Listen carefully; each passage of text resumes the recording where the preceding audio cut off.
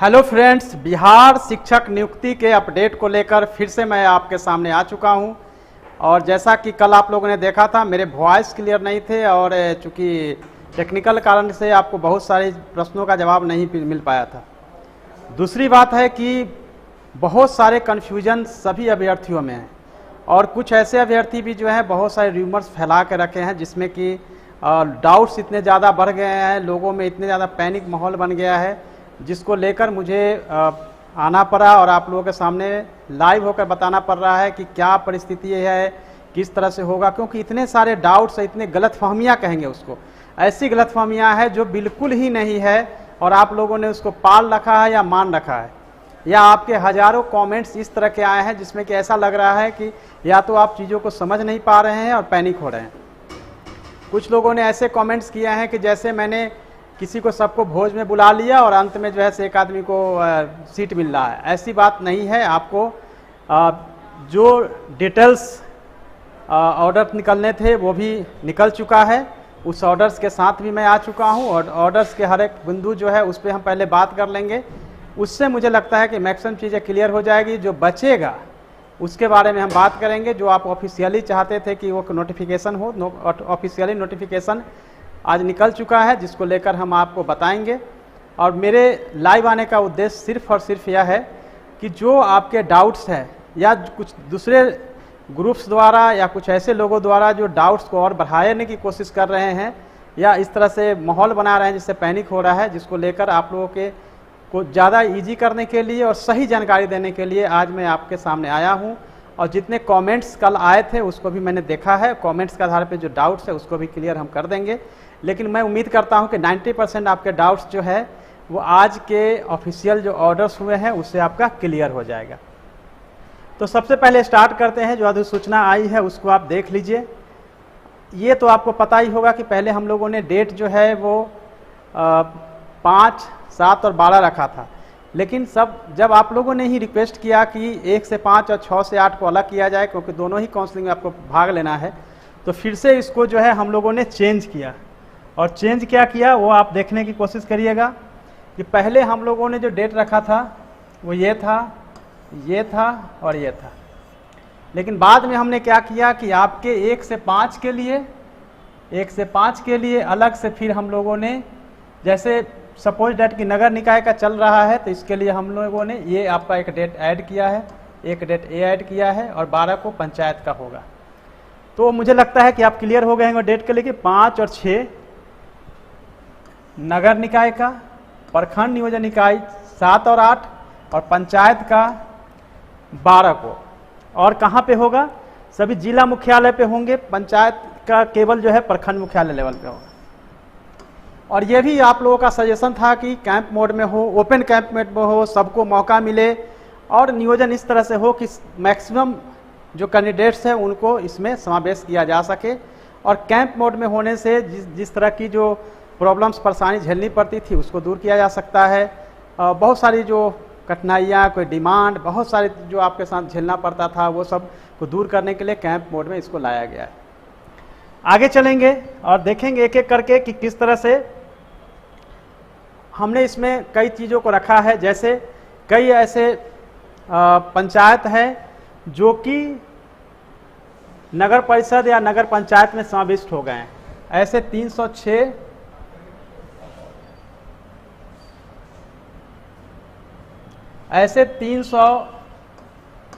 पंचायत हैं जो नगर पंचायत या नगर परिषद में शामिल हो गए, नोटिफिकेशन हो गया। तो उन पंचायतों का क्या हो गया? तो उसके लिए हम लोगों ने कहा है कि आपको 9/7/21 तक सभी अभिलेख जो है वो उपलब्ध हो जाएगा, करवा दिया जाएगा संबंधित नगर निकाय के पास। और इसका हम लोग काउंसलिंग कब करेंगे? तो इसका काउंसलिंग करेंगे 2nd फेज में। तो ये रही आपकी महत्वपूर्ण जानकारियाँ जो कि मैं आपको बता रहा हूँ। आगे हम चलेंगे सेकेंड पार्ट की तरफ कि आपको अपने काउंसलिंग के टाइम में एक फ़ोटो आइडेंटिटी कार्ड लाना होगा। स्पेशली जो अगर आप लाना चाहते हैं कि कौन सा सर्टिफिकेट लेके आना है, तो मैं आपको बताना चाहूँगा, आप जो है आधार, पैन, ड्राइविंग लाइसेंस या कोई भी आप अपना एक परिचय पत्र लेके आएंगे। क्यों क्योंकि जब आपने 10th किया, 10+2 किया, तब आपके फेस जो है बदल गए होंगे, उस समय के पिक्चर्स जो है क्लियर नहीं हो पाएगा कि कौन से कैंडिडेट्स आया है। तो ये चेंज किया गया है, ये आपको लेके आना है। और सभी जानकारियां जो है वो NIC के वेबसाइट पे अपलोड है, कहाँ पे होना है सब कुछ अवेलेबल है। और इस PDF फाइल के लास्ट में आपको बताएंगे किस लिंक पे जाने पे आपको पता चलेगा कि किस दिन किस नियोजन इकाई में काउंसलिंग होनी है और कौन सा स्थल है। तो ये आपको लास्ट में हम बताएंगे। तो ये काउंसलिंग की पूरी जानकारी जो है वो NIC पे दी गई है।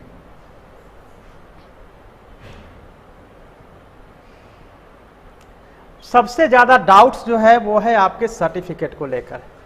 तो पहले सर्टिफिकेट्स के डाउट को हम क्लियर करना शुरू करेंगे ताकि आप क्लियर हो ले कि सर्टिफिकेट्स में क्या डाउट्स हैं, आपको सर्टिफिकेट्स में लगना क्या है। तो आपको 10th का अंक पत्र, प्रमाण पत्र, इंटरमीडिएट 10+2 का अंक पत्र, प्रमाण पत्र, स्नातक का अंक पत्र, प्रमाण पत्र, लेकिन जहां पे स्नातक के आधार पर आपकी नियुक्ति होनी है उसी के लिए प्रशिक्षण का अंक पत्र, प्रमाण पत्र, शिक्षक पात्रता यानी कि टेट, सीटेट हो, बीटेट हो, उसका आपका अंक पत्र, प्रमाण पत्र, और ये DLED और BEd का। आरक्षित श्रेणी के अभ्यर्थियों के लिए जाति प्रमाण पत्र, जो भी श्रेणी में है, जो भी कास्ट के हैं उनको जाति प्रमाण पत्र लाना पड़ेगा।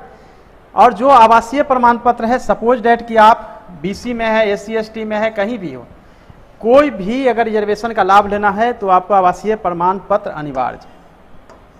ये देखिए, जो पिछड़ी जाति, अत्यंत पिछड़ी जाति के हैं उनके लिए आय प्रमाण पत्र जरूरी है, क्योंकि नॉन क्रीमी लेयर का होना जरूरी है। स्वतंत्रता सेनानी जिन पर लागू होता है उनके प्रमाण पत्र, दिव्यांगता प्रमाण पत्र जिन पर लागू होता है उनके लिए। फिर आप देखेंगे EWS से संबंधित जिन पर लागू होता है। अब मैटर यह आता है कि आप लोगों के पास सर्टिफिकेट सब आपके पास है, लेकिन ओरिजिनल सर्टिफिकेट्स आपके मैट्रिक के नहीं हो सकते हैं, 10+2 के नहीं हो सकते हैं, हो सकता है ग्रेजुएशन में आपने अप्लाई किया है, यूनिवर्सिटी आपको नहीं मिल रहा है। उस प्रॉब्लम का समाधान यह है कि आप लोगों को मूल अंक पत्र अनिवार्य है, और जहां पे आपको मूल प्रमाण पत्र नहीं है वहां पे प्रोविजनल, ये देखिए प्रोविजनल सर्टिफिकेट को हमने मान्य कर दिया है। मुझे लगता है कि इससे आपका क्लियर हो गया होगा। BTET में समान कोटि के अभ्यर्थी को न्यूनतम 7%, पिछड़ा, अत्यंत पिछड़ा और समान कोटि की महिलाओं के लिए 55%, SC ST अनुसूचित जाति जनजाति के लिए और दिव्यांग कोटि के लिए 50%। ये आप लोग पहले से जानते हैं कि ये है। अब मैटर ये आता है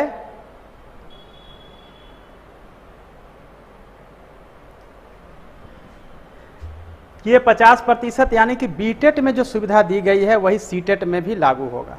SC ST 50+, और जहां भी कैटेगरी BC, EBC या फिर जनरल कैटेगरी की महिलाएं हैं उनके लिए 55 और जनरल कैटेगरी के 60, ये आपको पता है।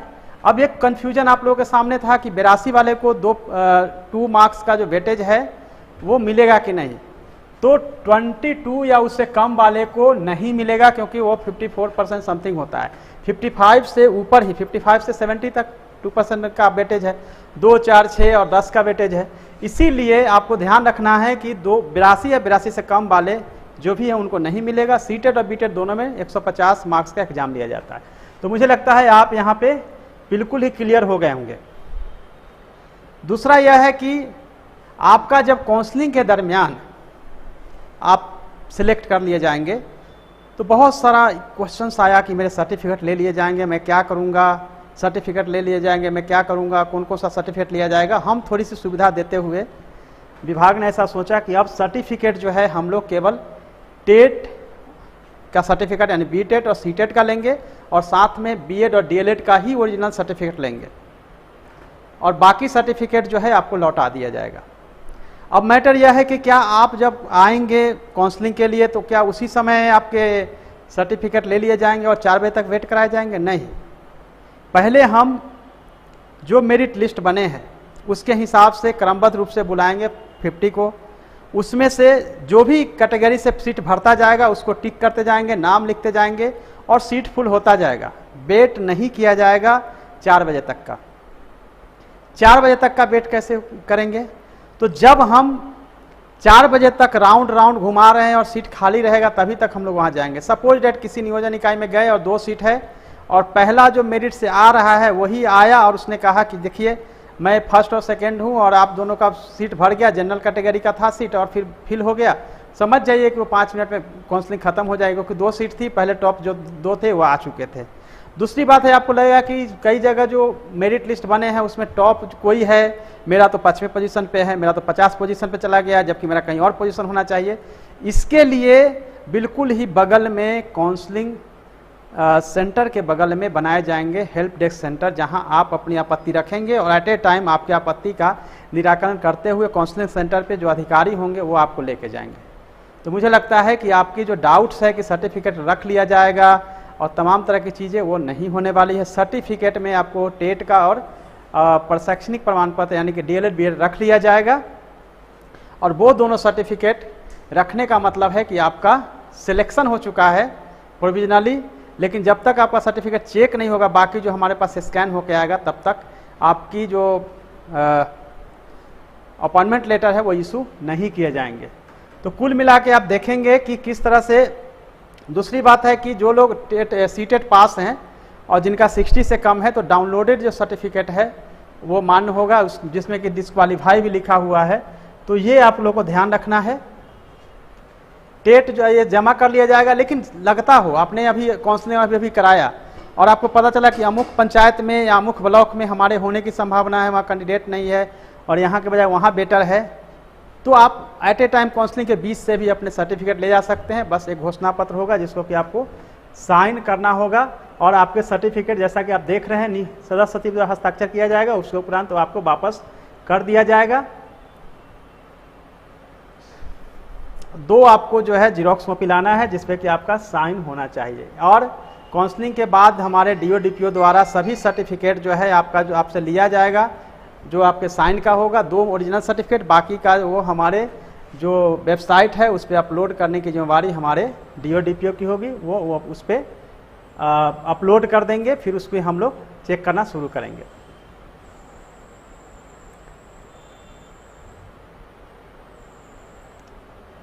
आपने देखा होगा कि वरीयता के अनुसार हम लोग जो है 50-50 को बुलाएंगे। ऐसा नहीं होगा कि कोई पीछे से आ जाएगा।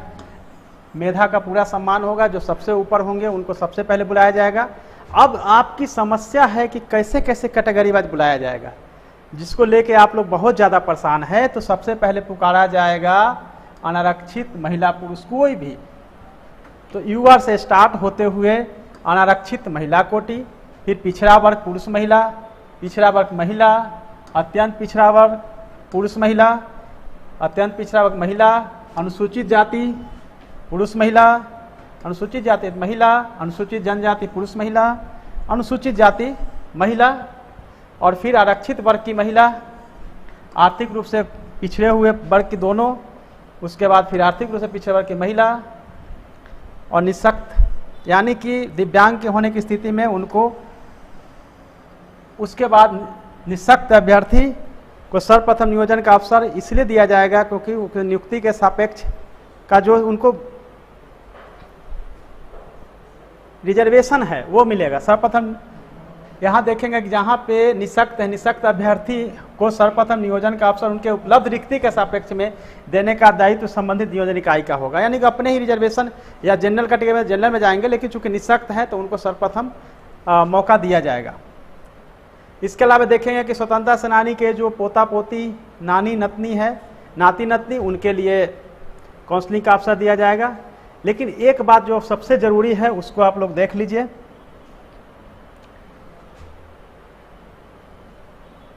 प्रत्येक अभ्यर्थी का नाम लाउड स्पीकर से 3 बार पुकारा जाएगा। अगर वे उपस्थित नहीं होते हैं तो उसके बाद के क्रम के अभ्यर्थी को उसी लाउड स्पीकर से फिर बुलाया जाएगा। इस दौरान यह वह अभ्यर्थी जिसका नाम पूर्व में पुकारा गया हो उपस्थित होकर नियोजन की प्रक्रिया में शामिल होना चाहेंगे। सपोज डैट कि इस दौरान वह अभ्यर्थी जिसका नाम पूर्व में पुकारा गया हो उपस्थित होकर नियोजन की प्रक्रिया में शामिल होना चाहेंगे तो उन्हें अनुमति नहीं दी जाएगी। कब?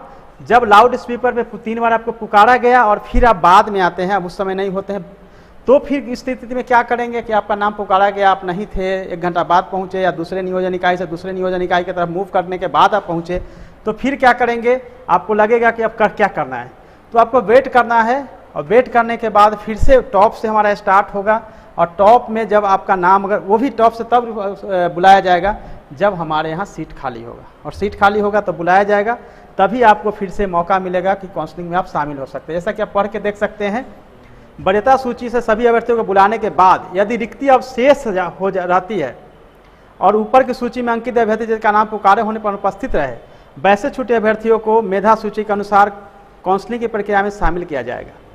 काउंसलिंग तिथि को काउंसलिंग पूर्ण होने के पश्चात अभ्यर्थियों की उपस्थिति पंजी को नियोजन इकाई द्वारा क्लोज कर दिया जाएगा, यानी कि उस समय क्लोज कर दिया जाएगा, जिसके जिला शिक्षा पदाधिकारी अथवा उनके प्राधिकृत पदाधिकारी के द्वारा करते हुए कार्यालय का मोहर पंजी मुहर भी उस पर लगा दिया जाएगा।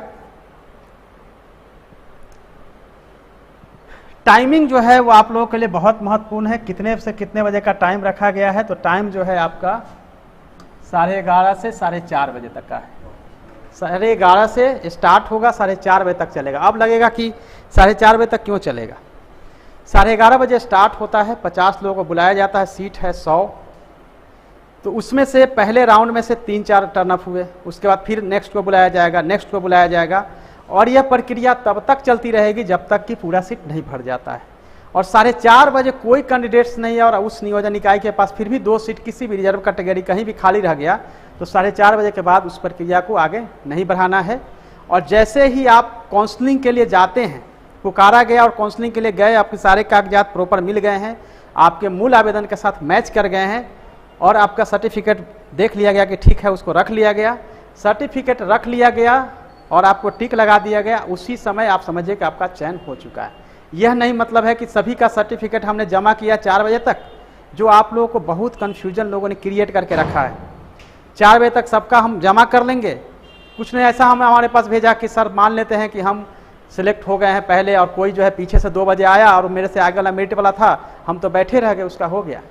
ऐसा नहीं होगा, क्योंकि जो आपका सिलेक्शन हो गया है और उसके बाद में आता है कोई कैंडिडेट से उसका मेरिट हाई है, तो भी उसको नहीं लिया जाएगा। एक बार आप जब सिलेक्ट हो गए मतलब सिलेक्ट हो गए, भले उससे अधिक मार्क्स वाले कोई आ जाते हैं, सो एट ए टाइम मेरिट के हिसाब से पुकारा जाएगा। अब रही बात मेरिट में अगर ऊपर नीचे है या परसेंटेज, नाम में एरर या कैटेगरी बदल दिया गया है, प्रत्येक नियोजन इकाई के साथ हमने व्यवस्था की है कि आप अपनी बात वहाँ रख दीजिएगा, तो आपको जो है कंसीडर करके प्रॉपर मिला लिया जाएगा आपके आवेदन मूल आवेदन पत्र से, और फिर मैच करा लिया जाएगा सर्टिफिकेट। जब लगेगा कि मैच हो गया है, नहीं बिल्कुल आपका जो बना था मेरिट उसमें गड़बड़ी थी, तो आपको इसको कंसीडर किया जाएगा। सपोज डैट कि आपने रिसिप्ट जमा किया था, रिसिप्ट खो गया है, कोई दिक्कत नहीं है, आप अपने मेरिट में जहाँ क्रम में रहेंगे देख लीजिएगा, तो उसकी ज़रूरत नहीं पड़ेगी। सभी मेरिट लिस्ट जो है वहाँ के बॉल पे चिपका दिया जाएगा और नियोजन इकाई के पास भी होगा, तो अब बाहर भी डिस्प्ले होता रहेगा जहाँ से आप देख सकते हैं, यह निर्देश भी दिया गया है। तो आपको टाइमिंग का जो है आपको रखना है 6 बजे जो है चयनित अभ्यर्थियों का पूरी तरह से प्रकाशन कर दिया जाएगा और बता दिया जाएगा कि आपका चयन हो गया है। चूँकि चयन तो आपका सर्टिफिकेट लेने के साथ ही हो जाएगा, सभी सर्टिफिकेट जो है वो अपलोड हो जाएंगे, यूजर आईडी और पासवर्ड जिला शिक्षा पदाधिकारी को दे दिया गया है और हमारे द्वारा उसको चेक किया जाएगा। ये पूरी व्यवस्था रहेगी। जिला शिक्षा पदाधिकारियों को यह भी कहा गया है कि काउंसलिंग का स्थल के निर्धारित इसकी सूचना नियोजन इकाई को दे देंगे ताकि नियोजन इकाई के समय पर सूची प्रकाशित कर सके, पूरी उसके स्थल के बारे में जानकारी हो सके। देन फिर हम देखेंगे कोविड-19 के प्रोटोकॉल का पालन करने की पूरी व्यवस्था जो है की जा रही है, तो वो भी जो है होगी। कोविड-19 का प्रोटोकॉल का पूरा पालन किया जाएगा, रखा जाएगा। जो मैं हेल्प डेस्क की बात कर रहा था, ये पूरी की पूरी नियोजन इकाई वार हेल्प डेस्क सेंटर होगा। तो जब नियोजन इकाई वार रहेगी तो भीड़ भी नहीं रहेगी, आपको किसी से एक्सेस करने के लिए बहुत भीड़ भाड़ नहीं है। नियोजन इकाई के साथ ही हेल्प डेस्क सेंटर प्रत्येक नियोजन इकाई के साथ है, तो कोई समस्या नहीं होगी। आप उनके सामने अपनी समस्या रखेंगे और फिर वो आपको नियोजन इकाई के पास ले जाएंगे, क्योंकि वहाँ पे एक तरफ काउंसलिंग, दूसरी तरफ तू मैं, फिर आप वहाँ जाएंगे, आपको एंटरटेन नहीं हो पाएगा। इसीलिए हमने व्यवस्था रखी है कि आपको हेल्प डेस्क सेंटर जो है इसमें पूरी तरह से आपकी हर चीज़ के लिए मदद करेगी।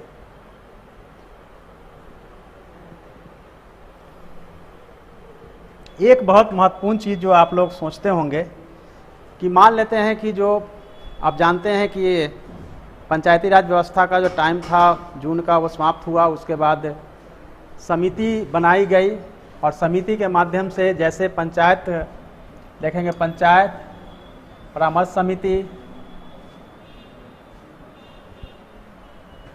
फिर उसके बाद जो है आप देखेंगे कि इसमें समिति बनाई गई है प्रखंड लेवल पे भी, उसमें अध्यक्ष, संबंधित सदस्य, उनको वहाँ पे उपस्थित होना है। लेकिन सपोज डैट कि वह नहीं आते हैं, जो परामर्शदात्री के सभापति हैं, आप जानते हैं कि परामर्शी समिति जो बनाई गई है उसमें मुखिया जी को ही उसमें बना दिया गया है सभापति, और मेंबर्स जो हैं उसके सदस्य हैं कार्यकारिणी। तो अगर वो नहीं आते हैं तो क्या होगा? अगर नहीं आते हैं तो ये मान लिया जाएगा कि उनको डिम्ड कि वो उपस्थित थे, यह मानते हुए आगे की प्रक्रिया की जाएगी। इसलिए यह कहना कि वो नहीं आएंगे तो क्या होगा, या बाकी चीज़ें जो आप लोग बोलते रहते हैं, मैसेज करते हैं कि ये हो रहा है, वो हो रहा है, डिमांड हो रहा है, फलना, ये फलना ढकना कुछ यहाँ पे नहीं चलने वाला है, ना होने वाला है। आएंगे ठीक है, नहीं आएंगे तो भी कोई प्रॉब्लम नहीं है। और ये जो है डिम्ड रूप से उनको उपस्थित मानते हुए काउंसलिंग की प्रक्रिया पूरी कर ली जाएगी। और फिर सपोज डैट कि आपका पंचायत सचिव नहीं आता है, क्या होगा? अगर पंचायत सचिव नहीं आएगा तो फिर डीएम साहब द्वारा उनके ऊपर कार्रवाई की जाएगी। तो उनके पास भी ऑप्शन नहीं है कि वो उसमें से अनुपस्थित हो सकते हैं। चयनित अभ्यर्थियों के अपलोड किए गए प्रमाण पत्र सत्यापन के उपरांत ही जिला शिक्षा पदाधिकारी का संबंधित नियोजन इकाई को दी जाएगी। सत्यापन के पश्चात नियुक्ति पत्र निर्गत करने हेतु सूचना विभाग द्वारा अलग से दी जाएगी। सो आप समझ लें कि नियुक्ति पत्र जो है वो बिल्कुल चेक करने के बाद ही जो है आपको मिलेगी। और सबसे बड़ी बात है कि काउंसलिंग स्थल पे नियोजन इकाई वार वीडियोग्राफी होगी, और वीडियोग्राफी समय और तिथि के अनुसार होगी, कब कितने बजे स्टार्ट हुआ, कितने बजे एंड हुआ। और नियोजन इकाई वार यानी कि एक नियोजन पे एक पूरा कैमरा कंटिन्यू उसको वॉच करेगा, आपस की बात, अफसर की बात, कैंडिडेट्स की बात, सभी कुछ उसमें कैद होता रहेगा। फिर क्या होगा, ओवरऑल पूरे प्रीमाइसिस के लिए भी अलग से रिकॉर्डिंग, वीडियो रिकॉर्डिंग जो है वो चलती रहेगी। और वो वीडियो रिकॉर्डिंग जो है वो डीएम साहब, एसपी साहब के चैम्बर में भी लाइव स्ट्रीमिंग होगा, मेरे साथ भी वो शेयर किया रहेगा। 38 के 38 जिले हमारे नज़र में रहेगा, हमारे माननीय मंत्री जी और एसीएस सर उसको देखते रहेंगे, और जो भी देखना चाहते हैं ऊपरी लेवल पे वो सब इसके माध्यम से देख पाएंगे। उसका लाइव सब कुछ हमारे पास होगा। डीआईओ के माध्यम से ये पूरी प्रक्रिया हमारी चलती रहेगी।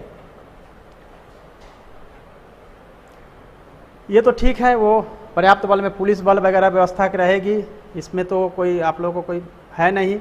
दंडाधिकारी रहेंगे, वहाँ पे मजिस्ट्रेट रहेंगे, तमाम व्यवस्था जो है वो डीएम एसपी के द्वारा की जाएगी। आपके लिए जो ज़रूरी चीज़ है कि आपको अगर कुछ कहना है तो ये हमारा कंट्रोल रूम नंबर है, जिस पे कि आप हमें कॉल करके कह सकते हैं। आपके जो ग्रीवांसेज है वहाँ रजिस्टर किया जाएगा। न केवल ये हमारे स्टेट के लेवल पे होगा, डिस्ट्रिक्ट में भी एक कंट्रोल रूम स्थापित करने का निर्देश दिया गया है, वहाँ पे आप अपना प्रॉब्लम जो है वो कह सकते हैं। तो ये है, और ये सबसे लास्ट में जो है आप देख रहे हैं, ये आपके लिए आप देख लीजिए, ये पूरा का पूरा जो लिंक है, ये लिंक पे अगर आप क्लिक करेंगे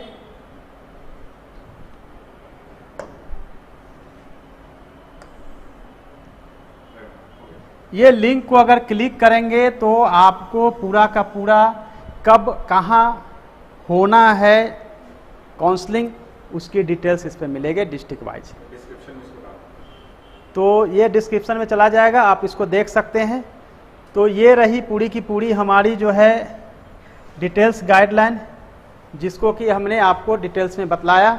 मुझे लगता है कि बहुत सारे आपके जो क्वेश्चंस वगैरह होंगे, प्रॉब्लम्स था, वो दूर हो गया होगा और कोई कन्फ्यूजन नहीं रहा होगा। उसके बावजूद जो बहुत सारा कन्फ्यूजन आपका है, सर्टिफिकेट रख लिया जाएगा, क्या होगा, ये सब आपकी समस्या दूर हो गई।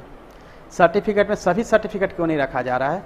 हो सकता है बहुत सारे कैंडिडेट्स को कुछ इंटरव्यू देना है, कहीं और अपॉर्चुनिटी मिली हुई है, तो उनका ये फ्यूचर जो है वो ख़राब नहीं हो, उनको अपॉर्चुनिटी से महरूम ना हो, इसीलिए व्यवस्था की गई है कि आपके सर्टिफिकेट का 2 पार्ट, टेट और डीएलएड या बीएड, यानी प्रशैक्षणिक और पात्रता परीक्षा के सर्टिफिकेट रखे जाएंगे।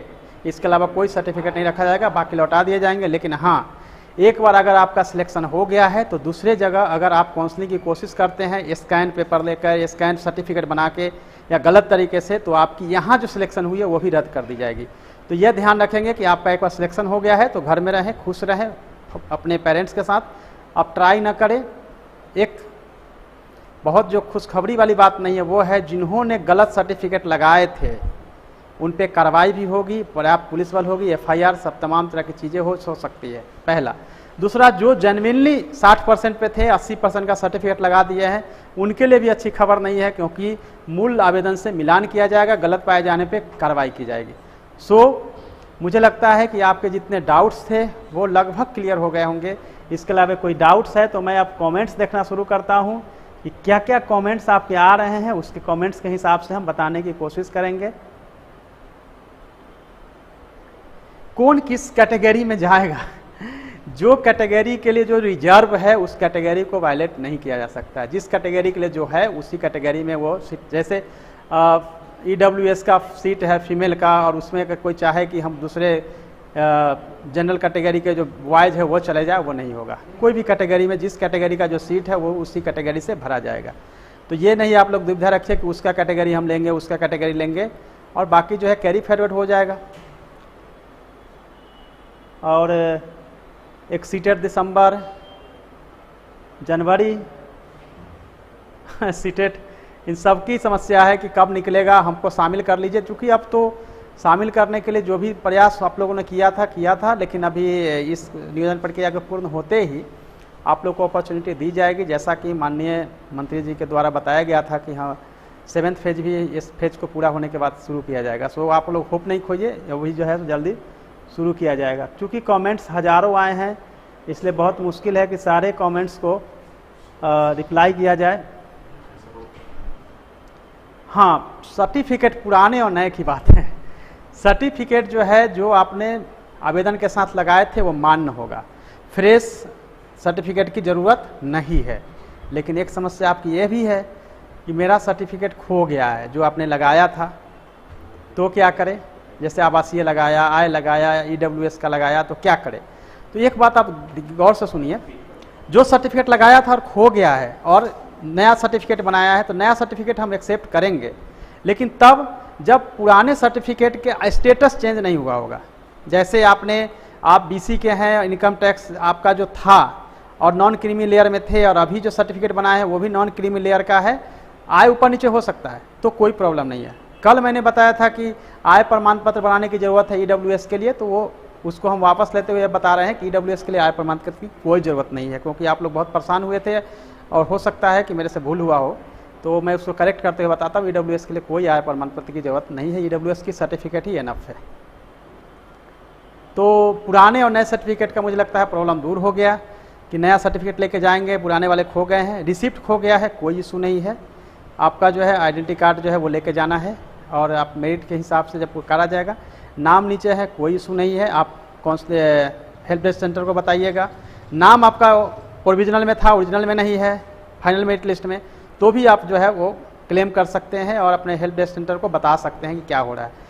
और सबसे बड़ी बात है कि पूरे की पूरी काउंसलिंग व्यवस्था को एक वॉर रूम के द्वारा एजुकेशन डिपार्टमेंट यानी मेरे द्वारा पूरे की पूरी जो लाइव स्ट्रीमिंग होगी, मैं देखता रहूँगा कहीं से भी, और ख़ुद भी अपने इस चैनल पे लाइव रहूँगा और आपके कमेंट्स देखता रहूँगा कि क्या कमेंट्स हमारे लाइव में आ रहे हैं। कहीं से भी कोई प्रॉब्लम होगी एट ए टाइम कॉल करके भी उसको हम रिजॉल्व करने की कोशिश करेंगे।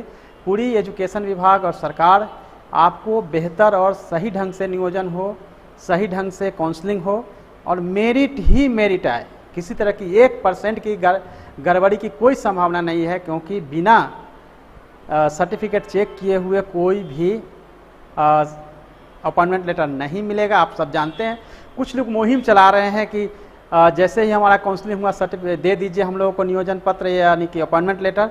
आप समझ लीजिए वो सब फर्जी हैं, जानबूझ के वो चाहते हैं कि फर्जी से भरा है तो उसको जल्दी से जल्दी ले लेना है, उससे फंसने का चांस नहीं हो। लेकिन उसको पता नहीं है कि उससे आगे सरकार सोचती है कोई भी फर्जीवाड़ा नहीं होगी और हर चीज़ को चेक करके और जो जहाँ है उनका करना है। आपको पीछे बहुत सारा कन्फ्यूजन होगा, कहाँ पे जाएं, कहाँ पे मेरा जो है सो नंबर आएगा, कहाँ पे नंबर मिलेगा, किस तरह से हम नियोजन इकाई को देखें कि कहाँ पे जाने पे हमारा होने की संभावना है। जहाँ आपका मेरिट लगता हो कि बिल्कुल आसपास है वहाँ पे आप प्रेफर कर सकते हैं। लेकिन ऐसा नहीं है कि आपका पहले फेज में नहीं हुआ तो हताश होने की जरूरत है। बाकी फिर से हम लोग जो है कहाँ कहाँ सीट खाली है अनाउंस करते हुए नेक्स्ट फेज आएंगे और हम लोग वो प्रक्रिया करते रहेंगे। और सीटें इतनी अधिक है कि सभी का समावेश होने के चांसेस है। यह नहीं है कि कोई रह जाएगा या कुछ प्रॉब्लम होगी, लेकिन जितने भी मेरिटोरियस हैं सभी को जॉब दिया जाएगा। सबसे अच्छी बात है कि यह लॉट जो है काफ़ी मेरिटोरियस का है। यह लॉट पूरा का पूरा जो है बिल्कुल मैं कहूँ तो स्टूडेंट लाइफ में मैंने देखा है, इतना अच्छा लॉट कभी नहीं देखा गया। बहुत मेरिटोरियस आप सभी लोग हैं। तो अपॉर्चुनिटी मिलना और बिहार के तरक्की के लिए आप सभी शिक्षक आगे भी प्रयास करेंगे तो निश्चित रूप से हम लोग भी खुश होंगे और तस्वीर बदलने के लिए भी ज़रूरी है।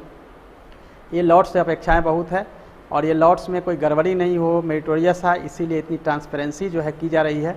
आज जो आप लोगों ने देखा है बिल्कुल नोटिफिकेशन अधिसूचना के द्वारा सभी चीज़ें रखी गई है ताकि कल को कोई चैलेंज नहीं हो और ये अप्रूव कराया गया है। और इस सभी चीज़ों को जो आपके कमेंट्स आए थे उसके आधार पे इसको हमने तैयार किया। कुछ स्टूडेंट से भी कांटेक्ट करके जो व्यू है उसको भी रखा गया। लेकिन यह अंत नहीं है। अगर सपोज डेट आपको अभी भी कोई समस्या है, लगता हो कि ये पॉइंट रह गया है, ऐड करवाना है, नई चीज़ों को रखना है, स्मूथ करना है, जो सजेशंस वगैरह है या क्वेरी है वो आप मेरे इनबॉक्स में ज़रूर दे दीजिएगा, क्योंकि हम देख के फिर से कुछ नया अमेंडमेंट या चेंज करने की ज़रूरत होगी तो करेंगे।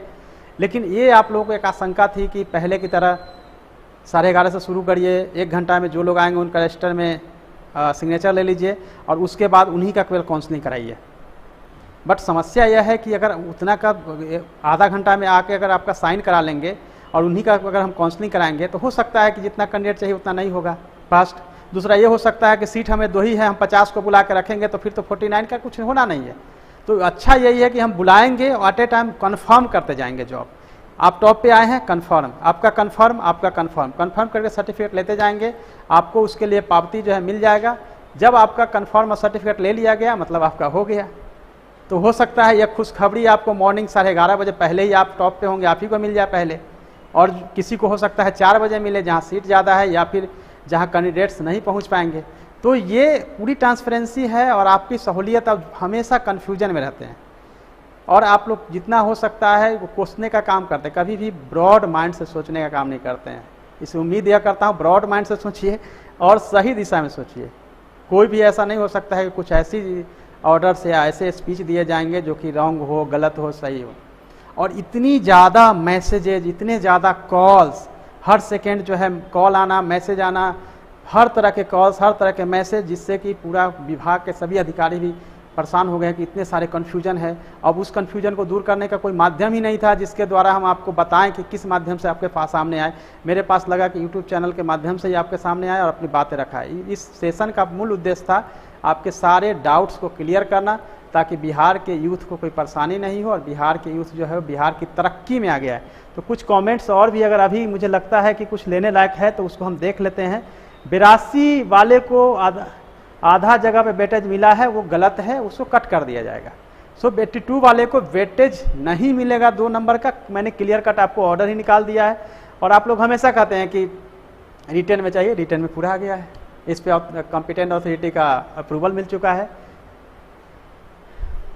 हाँ, किसी इकाई पे ज़्यादा भीड़ हो सकती है, किसी पे कम हो सकती है निश्चित रूप से, लेकिन उसकी पूरी व्यवस्था होगी कि नियोजन इकाई पे कम भीड़ हो। लेकिन आप जैसे सपोज डेट, ये तो बहुत अच्छा है ना कि 11:30 बजे हम पहुँचे किसी नियोजन इकाई पे, हमने देखा कि यहाँ सीट 5 है और भीड़ ज़्यादा है, तो आपके पास समय है, दूसरी जगह मूव कर सकते हैं। या फ्रेंड आपके होंगे, कॉल करके बता सकते हैं कि यहाँ पे कम भीड़ है, यहाँ पे आ सकते हैं। बट ये भाग दौड़ ज़्यादा करने की कोशिश मत करें। जिला नहीं बदल सकते हैं, आप ब्लॉक बदल बदल के नहीं जा सकते। हाँ, जिला स्तर पे हो रही है तो आप वहाँ पे ट्राई कर सकते हैं, प्रखंड स्तर पे हो रहा है तो सारे नियोजन इकाई जो है वहीं पे है प्रखंड स्तर पे, यानी कि किसी एक प्रखंड पे ही आप फोकस करके उसके पंचायत में ही फोकस करिए, क्योंकि जैसे जैसे आप प्रखंड बदलेंगे फिर अलग अलग प्लेस को बदलेंगे, आपका डिफिकल्टी बढ़ेगा और दिन भर परेशान होकर हताश हो जाएंगे सामने।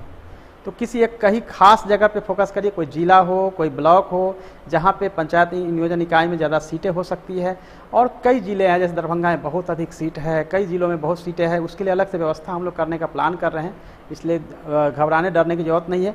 और ये अंतिम नहीं है कि ये जो हमने डेट दिया है 5, 6, 7, 8, 12 इसमें नहीं हुआ तो फिर दिक्कत होगी, ऐसा कुछ नहीं है। बहुत लोग जो है अलग अलग तरह के बात करते हैं कि इसमें नहीं होगा, फिर बाढ़ आ जाएगा, इलेक्शन आ जाएगा, अरे ना जाने क्या क्या आ जाएगा।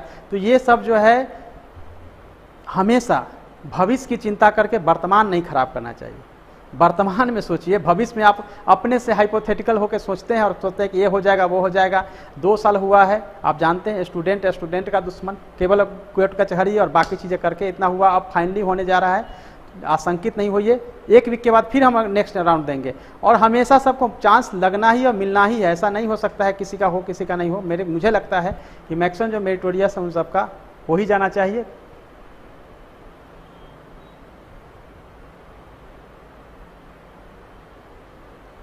बाकी जो आपके कमेंट्स वगैरह है मेरे कमेंट्स बॉक्स में दे दीजिएगा। आप जानते हैं कि ऑफिशियली मैं बहुत अभी आजकल शिक्षक नियुक्ति को लेकर और तमाम तरह की व्यवस्था को लेकर बिजी हूँ, तो मैं जब समय मिलेगा मैं पढ़ लूँगा। जल्दी ही फिर 1-2 दिन में हम लाइव आएंगे और परसों पूरा दिन हम लाइव होंगे देखने के लिए कि कहाँ पे क्या कुछ चल रहा है। आप कमेंट्स दे सकते हैं, प्रॉब्लम बता सकते हैं, तो वहाँ से हम उसको सॉल्व करेंगे। यानी कि 5 को, 6 को, 7 को, 8 को, 12 को हर दिन हम लाइव रहेंगे 11:30 से लेकर 4:30 बजे तक, और 4:30 बजे तक नहीं 6 बजे तक। ऑफिस का वर्क भी होता रहेगा, देखता भी रहूँगा कि कहाँ पे क्या चल रहा है, कहीं कंप्लेन आ रहे हैं कंट्रोल रूम में भी आप कर सकते हैं। तो मुझे लगता है आपके मैक्सिमम डाउट्स क्लियर हो गए होंगे, लेकिन फिर भी कोई सीरियस डाउट्स अगर होगा, आपको लगता होगा कि इसके बावजूद आपका कोई डाउट्स रह गया या प्रॉब्लम रह गया है, तो आप सभी के पास जो है सब कुछ उपलब्ध है मेरे तक मैसेज पहुँचाने के लिए। तो आप इनबॉक्स में डाल दीजिएगा अपने मैसेज मेरे यूट्यूब ऑफिशियल चैनल पर, तो उसमें हम पढ़ लेंगे। और ऑफिशियल चैनल पे ही बने रहिएगा ताकि आगे आपको लाइव और बाकी चीज़ें मिलता रहे। ऐसा नहीं हो कि मेरा वीडियो काट के कोई और कुछ दिखा रहा है, कुछ दिखा रहा है, और आप लोग को दिग्भ्रमित करने के लिए 50 से 100 चैनल काफ़ी है, और आप लोग दिन भर वही सब करते रहते हैं। पढ़ाई करिए और केवल एक जगह फोकस करिए, जब अवसर अवेलेबल है कहीं जाने की ज़रूरत नहीं है। और लाइव होकर मेरा उद्देश्य रहेगा कि आपके सारे प्रॉब्लम्स को दूर करें।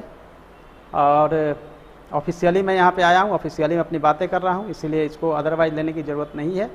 सो थैंक्स फ्रेंड्स, आपको जुड़ने के लिए बहुत अच्छा लगा, आपको डाउट्स क्लियर करने के लिए। और जो भी डाउट्स रह जाए मुझे ज़रूर निश्चित रूप से बताइएगा। Thank you so much, all the best friends.